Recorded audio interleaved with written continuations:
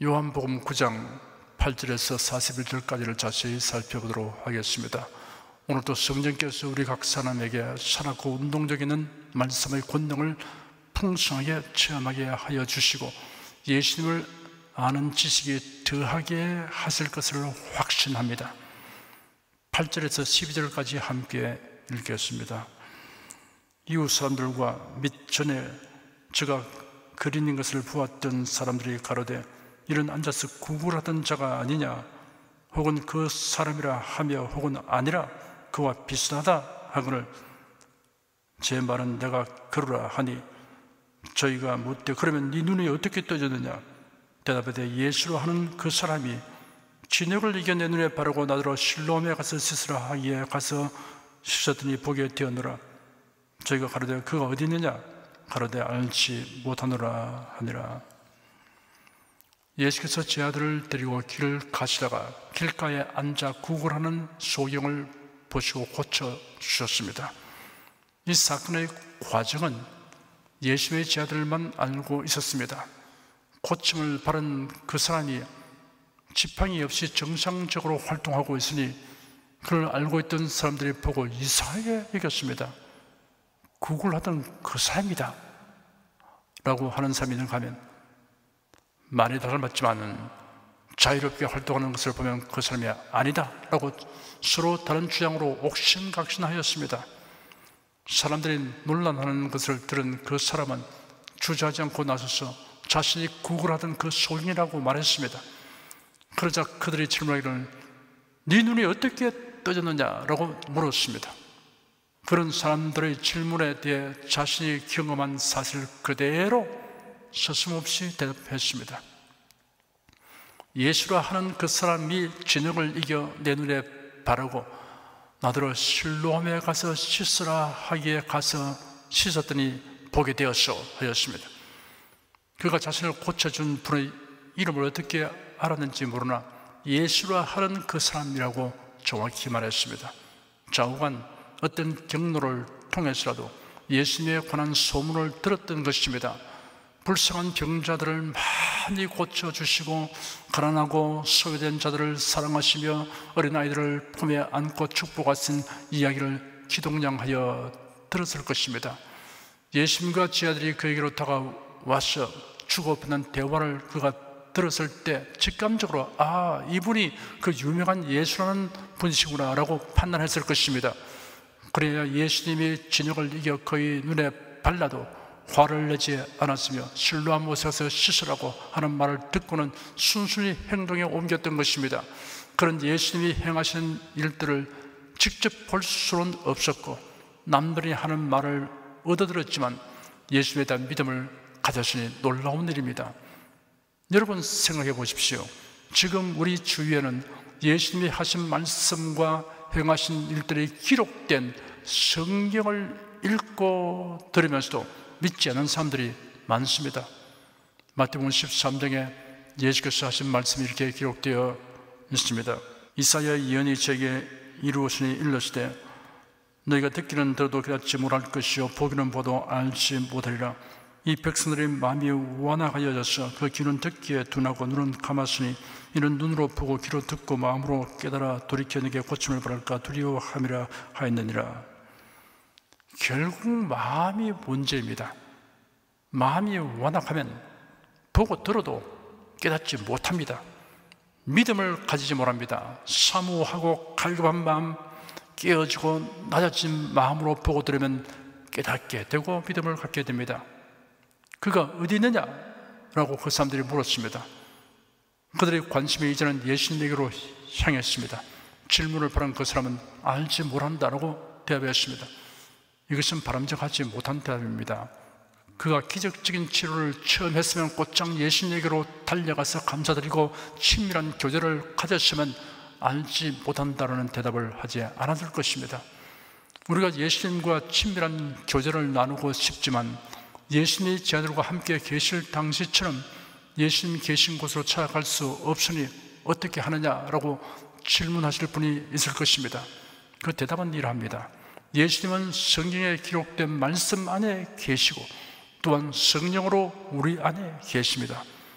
로마서 10장에 기록되기를 모세가 기록하되 율법으로 말미암는 의를 행하는 사람은 그 의로 살리라 하였거니와 믿음으로 말미암는 의는 이같이 말하되 네 마음에 누가 하늘에 올라가겠느냐 하지 말라 하니 올라가겠느냐 하면 그리스도를 모셔 내리는 것이요 혹 누가 음부에 내려가겠느냐 하지 말라 하니 내려가겠느냐 하면 그리스도를 죽은 자 가운데서 모셔 올리는 것이라. 그러면 무엇을 말하느냐?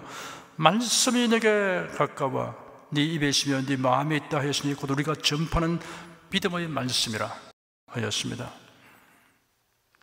모세를 통해 주신 율법을 그대로 다 행한다면 의롭게 됐지만 행할 수 있는 사람은 하나도 없습니다. 그런데 믿음으로 의롭게 되는 길이 있습니다. 그것은 멀고 어려운 것이 아닙니다. 그리스도를 믿고 영접하면 됩니다. 그리스도를 영접하기 위해 하늘이나 음부로 가서 그리스도를 모셔오라는 것이 아닙니다. 성경 말씀에 계시된 그리스도를 믿으라는 것입니다. 복음을 믿음의 말씀이라고 한 것은 믿어야 구원을 얻기 때문입니다. 아는 것으로 그치면 구원을 얻지 못합니다. 성경에 계시된 예수 그리스도에 대한 말씀을 믿으면 곧 예수를 영접하는 것입니다. 성경에 기록된 구원의 말씀은 예수 그리스도를 가리키는 것입니다. 그러므로 우리는 성경에 기록된 말씀에서 예수님의 음성을 들으며 예수님의 모습을 볼 수 있습니다. 그리고 성천하신 예수께서 성령으로 오셔서 신자들과 교통하십니다. 부활하신 예수께서 성천하시기 전에 제자들에게 분부하시기를 너희는 가서 모든 족속으로 제자를 삼아 아버지와 아들과 성령의 이름으로 세례를 주고 내가 너에게 분부한 모든 것을 가르쳐 지키게 하라. 볼지어다 내가 세상 끝날까지 너희와 항상 함께 있으리라 하였습니다. 오순절 날 성령 강림을 통하여 제자들이 이를 실감하게 되었습니다. 그러므로 우리가 하나님의 말씀과 성령으로 충만하면 예수님과 친밀하고 풍성한 교제를 경험할 수 있습니다. 그래야 날이 갈수록 예수님을 더 깊이 알게 되므로 예수님에 대하여 묻는 사람에게 얼마든지 적절한 설명을 할 수 있어야 합니다. 제가 어떤 분에게 전도하려고 예수님을 믿으십니까? 했더니 예수 안 믿습니다 하였습니다.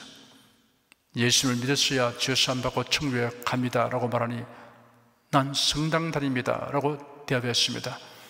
성당 다니면서 예수 안 믿는다는 말은 무슨 뜻입니까? 라고 제가 질문하니 멋쩍은 표정을 지으면서 시간 있을 때 가끔 천주교 나가요 라고 대답했습니다.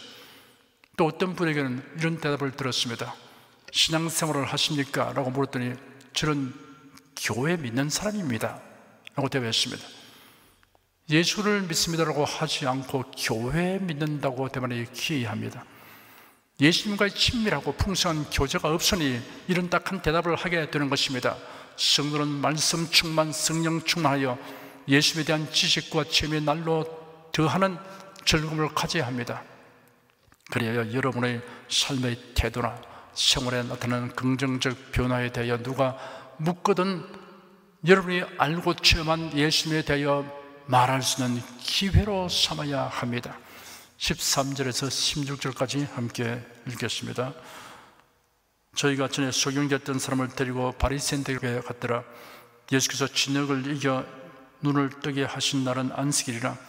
그러므로 바리새인들도 그 어떻게 보게 된 것을 물으니 가로되 그 사람이 진흙을 내 눈에 바르매 내가 씻고 보라이다 하니 바리새인 중에 혹은 말하되 이 사람이 안식일을 지키지 아니하니 하나님께서 온 자가 아니라 하며 혹은 말하되 죄인으로서 어떻게 이러한 표적을 행하게 되냐 하여 피차 쟁론이 되었더니 사람들이 소경되었던 사람을 데리고 바리새인들에게로 갔습니다. 율법학자들은 주로 바리새파 사람들이었습니다. 유대인의 최고 의회에 있는 산헤드린 의원들 중에 바리새인들이 많은 비중을 차지하고 있었습니다. 그들은 대체로 예수님에 대하여 적대적이었습니다. 바리새인들도 그 사람에게 소경이었던 당신이 어떻게 하여 볼 수 있게 되는가를 물었습니다. 그런 다른 사람들에게 말했던 것과 동일하게 그분께서 내 눈에 진흙을 바르셨고 내가 씻었더니 보게 되었습니다 라고 대답하였습니다. 바리새인들은 무슨 문제점을 찾으려고 생각한 그때 예수님이 그 일을 행한 날이 안식일이라는 점에 착안하였습니다. 바리새인들 중에 누가 말하기를 이 사람은 안식일을 지키지 아니하니 하나님께서 온 사람이 아니다 라고 단정적으로 말하였습니다. 바리새인들은 안식일법을 세분화하여 가르치고 이를 지키려고 애썼습니다. 몇 가지 예를 들면 안식일에 접시에 기름을 따르거나 그것을 등잔 옆에 놓거나 심지를 넣는 것, 기름을 아끼려고 등장불을 끄는 것이 금지되었습니다. 그런 행위는 일하는 것으로 간주되었습니다. 안식일은 못을 박은 신을 신고 외출하는 것이 금지되었습니다. 못의 무게는 짐에 해당되며 짐을 운반하는 것은 일이라고 간주하기 때문입니다. 손톱을 깎거나 머리나 수염을 깎는 것도 안식일법에 저촉되었습니다. 그러니 예수께서 진흙을 만든 행위와 병자를 고치신 행위도 안식일에는 일을 하지 말라는 율법의 규정대로 하면 일종의 일에 해당되므로 안식일법을 어겼으니 죄를 범한 것이라고 판단하였습니다. 그래서 예수님을 가리켜 죄인이라고 정죄하였습니다. 그러자 어떤 사람이 말하기를 어떻게 죄인이 이러한 표적을 행할 수 있겠느냐 하였습니다. 그래야 그들 사이에 쟁론이 발생하였습니다. 17절에서 23절까지 읽겠습니다. 이에 소경됐던 자기에 다시 묻되 그 사람이 네 눈을 뜨게 하였으니 너는 그를 어떠한 사람이라 하느냐? 대답하되 선지자니이다 한데 유대인들이 저가 소경으로 있다가 보게 된 것을 믿지 아니하고 그 부모를 불러 묻되 이는 너희 말에 소경으로 났다 하는 너희 아들이냐? 그러면 지금은 어떻게 되어 보느냐? 그 부모가 대답하여 가로되 이가 우리 아들인 것과 소경으로 난 것을 아나이다. 그러나 지금 어떻게 되어 보는지 또는 누가 그 눈을 뜨게 하였는지 우리는 알지 못하나이다. 저에게 물어보시오. 저가 장성하시니 자기 일을 말하리이다. 그 부모가 이렇게 말한 것은 이미 유대인들이 누구든지 예수를 그리스도로 시인하는 자는 출교하기로 결의하였으므로 죄를 무서워함이라. 이러므로 그 부모가 말하기를 저가 장성하였으니 저에게 물어보시오 하였더라. 바리새인들은 소경됐던 자에게 다시 질문하기를 그 사람이 네 눈을 뜨게 하였으니 너는 그를 어떠한 사람이라 하느냐 하니 선지자입니다 라고 대답했습니다. 그가 예수님이 하나님의 독생자이며 메시아라는 사실에 대해서는 알지 못했지만 선지자라고 인식했으니 당시의 율법학자들보다 나은 사람입니다. 유대인들은 그 사람이 소경으로 있다가 보게 된 것을 믿지 아니하고 그 부모를 불러 확인하려고 했습니다. 숨겨진 무슨 계획적인 속임수라도 발견하려고 했습니다. 그 사람의 부모를 불러서 묻기를 정말 소경으로 태어난 너희 아들이냐? 그러면 지금은 어떻게 되어 보느냐라고 질문했습니다. 그 부모가 대답하기를 그가 우리 아들인 것과 소경으로 난 것을 압니다 하고는 이어서 그러나 지금 어떻게 되어 보는지 또는 누가 그 눈을 뜨게 하는지 우리는 알지 못합니다. 그에게 물어보십시오. 그가 장성하였으니 자기 자신에 관하여 말할 것입니다 하였습니다. 그 부모는 자기 아들에게 일어난 일을 감동적으로 진술하지 못하고 비굴하게 처신했습니다. 그 부모가 이처럼 애둘러 말하며 그 대답을 아들에게 떠넘기는 이유가 있습니다. 이미 유대인들이 누구든지 예수를 그리스도라고 시인하는 자는 출교하기로 결의한 것을 그 부모가 알고 있기 때문입니다. 그래서 그들을 두려워하는 것입니다. 출교란 회당에서의 추방을 말합니다. 유대인들의 일상생활은 회당과 밀접한 관계이기 때문에 회당에서의 추방은 유대인 공동체에서의 추방을 의미합니다. 24절에서 34절까지 함께 읽겠습니다. 이에 제가 소경됐던 사람을 두 번째 불러 이르되 너는 영광을 하나님께 돌리라. 우리는 저 사람이 죄인인 줄 아노라. 대답하되 그가 죄인인지 내가 알지 못하나 한 가지 아는 것은 내가 소경으로 있다가 지금 보는 그것이니이다. 저희가 가로되 그 사람이 네게 무엇을 하느냐? 어떻게 네 눈을 뜨게 하느냐? 대답하되 내가 이미 일러서 듣지 아니하고 어찌하여 다시 듣고자 하나이까? 당신들도 그 제자가 되려 하나이까? 저희가 욕하여 가로되 너는 그의 제자나 우리는 모세의 제자라. 하나님이 모세에게는 말씀하신 줄을 우리가 알거니와 이 사람은 어디서 왔는지 알지 못하노라. 그 사람이 대답하여 가로되 이상하다. 이 사람이 내 눈을 뜨게 하였으되 당신들이 그가 어디서 왔는지 알지 못하는도다. 하나님이 죄인을 듣지 아니하시고 경건하여 그의 뜻대로 행하는 자를 들으신 줄을 우리가 아나이다. 창세 이후로 소경으로 난 자의 눈을 뜨게 하였다 함을 듣지 못하였으니 이 사람이 하나님께로부터 오지 아니하시면 아무 일도 할 수 없으리이다. 저희가 대답하여 가로되 네가 온전히 죄 가운데서 나와서 우리를 가르치느냐 하고 이에 쫓아내어 보내니라. 그들이 소경되었던 사람을 두 번째 불렀습니다. 그리고 윽박지르듯이 말했습니다. 너는 영광을 하나님께 돌리라. 우리는 이 사람이 죄인인 줄 알고 있다. 하나님께 영광을 돌리라는 말은 법정에서 하나님 앞과 그 이름으로 사실을 말하라 라는 뜻으로 반대신문에 사용되는 말입니다. 여기서는 네가 보게 된 것을 위하여 하나님께 영광 돌리지 않고 왜 예수라는 죄인에게 영광을 돌리냐라는 힐책과 정죄의 말입니다.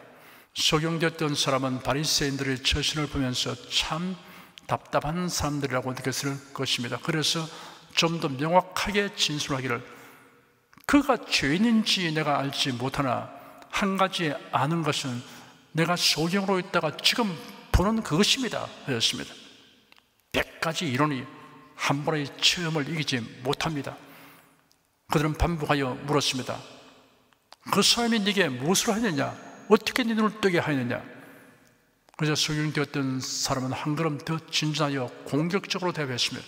내가 당신들에게 이미 말했으나 듣지 아니하고 어쩌여 다시 듣고자 합니까? 당신들도 그분의 제자가 되려고 합니까?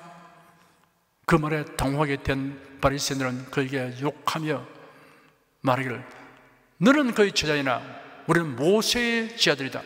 하나님이 모세에게 말씀하신 것을 우리가 알거니와 이 사람이 어디서 왔는지는 알지 못한다 하였으며 그들이 모세의 제자라면 모세를 본받아야 할 것입니다. 그런데 그들에게서는 모세를 본받은 모습이라고는 찾아볼 수 없었습니다. 그들이 예수님의 출처를 알지 못하는 이유는 알지 아니하기로 작정했기 때문입니다. 우리가 전도해 보면 죄사함, 영생, 천국에 대하여 알려고 하는 마음이 없는 사람에게는 소기의 경일기입니다. 애타게 말해 죽어도 마이동풍격으로 무관심합니다. 소경되었던 사람은 굴하지 않고 더욱 담대하게 되어 바리새인에게 반론을 제기했습니다. 그분이 내 눈을 뜨게 하여 주셨는데 당신은 그분께서 어디서 오셨는지 알지 못하는지 참으로 이상한 일입니다. 하나님이 죄인을 듣지 아니하시나 누군지 하나님을 경외함으로 그분의 뜻을 행하는 자의 말을 들으신 줄을 우리가 압니다. 창세 이후로 소경으로 난 자의 눈을 뜨게 하였다함을 듣지 못하였습니다. 이분이 하나님께로부터 오지 아니하였다면 아무것도 할 수 없었을 것입니다. 당대 최고의 지성이라고 자부하던 그들이 날 때부터 소경되어서 제대로 배운 것도 없는 사람과의 논쟁에서 참패를 당하였습니다. 그러자 그들은 그 공경을 모면하려고 네가 전적으로 죄 가운데서 태어나서 우리를 가르치느냐 하고 그를 바깥으로 내쫓아 버렸습니다. 35절에서 41절까지 읽겠습니다. 예수께서 저희가 그 사람을 쫓아냈다 하는 말을 들으시더니 그를 만나서 가라사대 네가 인자를 믿느냐? 대답하여 가로되 주여 그가 누구시오니까 내가 믿고자 하나이다. 예수께서 가로되 네가 그를 보았거니와 지금 너와 말하는 자가 그이니라. 가로되 주여 내가 믿나이다 하고 절하는지라. 예수께서 가로되 내가 심판하러 이 성에 왔으니 보지 못한 자는 보게 하고 보는 자는 소경되게 하려 함이라 하시니 바리새인 중에 예수와 함께 든 자들이 이 말씀을 듣고 가로되 우리도 소경인가? 예수께서 가라사대 너희가 소경되었다면 죄가 없으리니와 본다고 하니 너희 죄가 그저 있느니라. 그들이 그를 바깥으로 내쫓았다는 것을 예수께서 들으시고 그를 찾아 만나셨습니다. 그리스도를 믿고 증언하기 때문에 핍박받고 배척당하는 자는 결코 외롭지 않다는 사실을 보여주는 장면입니다. 사람들이 그런 환영을 받으나 주님께로부터 배척당하는 것이 가장 큰 비극입니다. 사람들에게 배척당해도 주님께 인정받는 사람이 되어야 합니다. 예수께서 그를 찾아 말씀하시기를 네가 인자를 믿느냐 하셨습니다. 예수는 자신을 가리켜 말씀하시기를 하나님의 아들이라고 하시고 때로는 인자라고 하였습니다. 유대인들은 메시아가 오시면 다윗 시대의 영광을 회복하실 것으로 기대하였습니다. 이들은 메시아를 다윗의 아들이라고 부르기를 즐거워하였습니다. 그러므로 유대인들은 인자라는 말이 하나님의 아들이신 메시아를 의미한다는 인식을 하고 있었습니다. 예수는 그 사람에게 존경하느냐라고 묻지 않으시고 믿느냐라고 물으셨습니다. 예수님을 존경하지만 구세주를 믿지 않는 사람이 허다합니다. 이런 사람은 예수님을 성인 군자들 중에 한 사람으로 여기고 있습니다. 소위 기독교인이라는 사람들 중에도 이런 사람들이 있습니다. 성직자들 중에도 있습니다. 이런 사람들은 종교인일 뿐이고 그리스도인은 아닙니다. 그런 예수님에게 그분이 누구십니까? 제가 그분을 믿겠습니다 라고 말했습니다. 즉 메시아가 누구신지 알려주시면 믿겠다는 뜻입니다. 예수께서 그에게 말씀하시기를 네가 그를 보았으며 지금 너와 말하고 있는 이가 바로 그이다 하였습니다. 그러자 그가 명확하게 말하기를 주님 제가 믿습니다 하고 예수님에게 절하였습니다. 예수께서 말씀하시기를 내가 심판하러 이 세상에 왔으니 보지 못하는 자들은 보게 하고 보는 자들은 소용되게 하려는 것이라 하였습니다. 예수께서 세상에 오신 목적은 죄인을 구원하기 위함입니다. 그러나 그 구원의 복음에는 양면성이 있습니다. 믿는 자는 구원을 얻게 되죠. 믿지 아니한 자는 심판을 받게 되는 것입니다. 바리새인 가운데 예수님과 함께 있던 자들이 이 말씀을 듣고 말하기를 우리도 소경인가 하였습니다. 예수께서 그들에게 말씀하시기를 너희가 소경이었다면 죄가 없을 것이나 너희가 지금 우리가 본다라고 말하니 너희의 죄가 그대로 남아있다 하였습니다. 구원의 진리를 알지 못하여 열심히 찾고 있는 사람은 예수를 믿게 될 가능성이 큽니다. 그러나 구원의 진리를 알지 못하면서도 안다고 고집하는 사람은 예수를 믿게 될 가능성이 적습니다. 죄사함 받을 길을 스스로 차단하고 있는 것입니다. 눈을 뜨게 된 소경이 그를 치유하신 분에 대한 인식의 발전 단계가 뚜렷하게 나타나 있습니다. 그가 죄 많은 사람들에게 설명하기를 자신을 고쳐주신 분을 예수라고 하는 그 사람이라고 불렀습니다. 그런 예수님을 참으로 놀라운 사랑과 능력을 가진 사람으로 인식하였습니다. 바리새인들이 소경된 자에게 질문하기를 그 사람이 네 눈을 뜨게 하였으니 너는 그를 어떤 사람이라 하느냐 하니 선지자입니다 라고 대답했습니다. 그 인식이 한 단계 더 진전되었습니다. 그를 찾아오신 예수께서 자신을 메시아라고 밝히시니 주님 제가 믿습니다 라고 고백하며 경배의 표시로 절하였습니다. 예수를 온전하게 인식하는 단계에 이르게 되었습니다. 산과 사람은 멀리서 보아야 좋다라는 격언이 있습니다. 때때로 인간관계는 더 가까이에서 볼수록 결점이 발견됩니다. 그러나 예수님과의 관계는 친밀하게 될수록 감탄과 경외심이 더하게 됩니다.